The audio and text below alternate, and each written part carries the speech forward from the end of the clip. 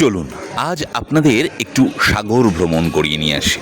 ভাবছেন, আচ্ছা দাদা, তুমি কি পুরী বা দীঘা এইসব কোথাও নিয়ে যাবে? না, আপনার বাড়ির আশেপাশে একটু লক্ষ্য করলেই দেখতে পাবেন।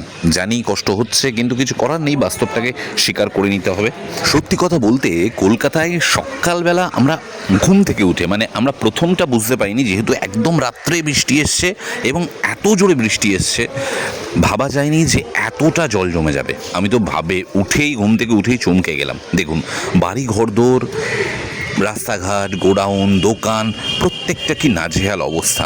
এবং জল আমরা অনেকেই ভালোবাসি, কিন্তু এই জল একসময় যন্ত্রণার কারণ হয়ে দাঁড়ায়। কেননা যাদের বিশেষ করে যারা কলকাতায় থাকেন তারা জানতে পারবেন যে এই জল কিন্তু মানে খুব কষ্ট দেয় খুব বৃষ্টি হলে।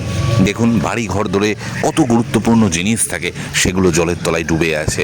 যেদিকে তাকাচ্ছি, এবং সামনেই দুর্গাপুজোয় আপনারা জানেন একটা দারুণ সুন্দর আমাদের আনন্দের দিন, বাঙালির শ্রেষ্ঠ উৎসব দুর্গাপুজো। কিন্তু কি অবস্থা দেখুন প্যান্ডেলগুলোর। হ্যাঁ, এই দোকানটা দেখে, এটা একটা কাপড়ের দোকান, আমার সত্যি কষ্ট হলো। কাপড়ের দোকানে জল ঢুকে গেছে।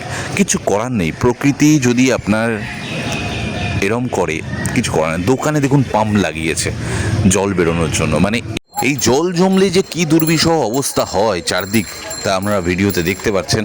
আসলে বেশিরভাগ মানে সবথেকে কষ্ট হয় দোকানগুলোর জিনিসপত্র সব নষ্ট হয়ে যায়, মানুষের জিনিসপত্র কিনতে অসুবিধা হয়।